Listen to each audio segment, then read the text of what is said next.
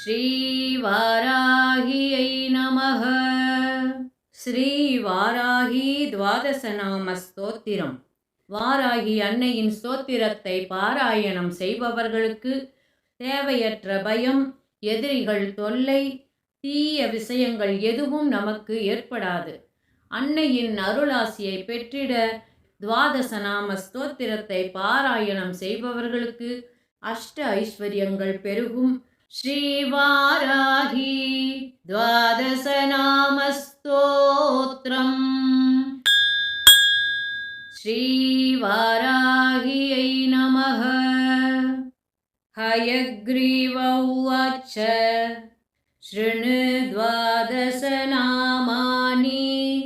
தஸ்யா தேவ்யா घटोद्भव யதா கர்ணன மாத்ரேன பிரசன்னா சா பவிஷ்யதி பஞ்சமீ தண்டநாதா ச சங்கேதா சமயேஸ்வரி ததா சமய சங்கேதா வாராஹி போத்ரிணி சிவா வார்த்தாளி ச மகாசேனாப்யாக்ஞா சக்ரேஸ்வரி ததா அரிக்னி சேதி சம்பிரோக்தம் நாம துவாதசகம் முனே நாமத்வாதசகாபிக்ய வஜ்ரபஞ்சரமத்யகः சங்கடே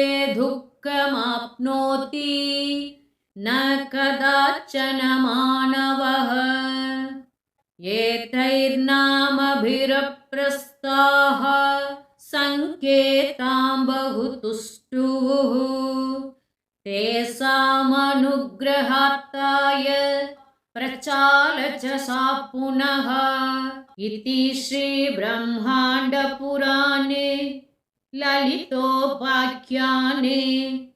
சப்ததசோऽध्याये ஸ்ரீவாராஹி துவாதசநாம ஸ்தோத்ரம். ஸ்ரீவாராஹி துவாதசநாம ஸ்தோத்திரம். இந்த ஸ்தோத்திரத்தை பாராயணம் செய்யுங்கள், அஷ்ட ஐஸ்வர்யங்களையும் பெற்றிடுங்கள், வளமுடன் வாழ்க.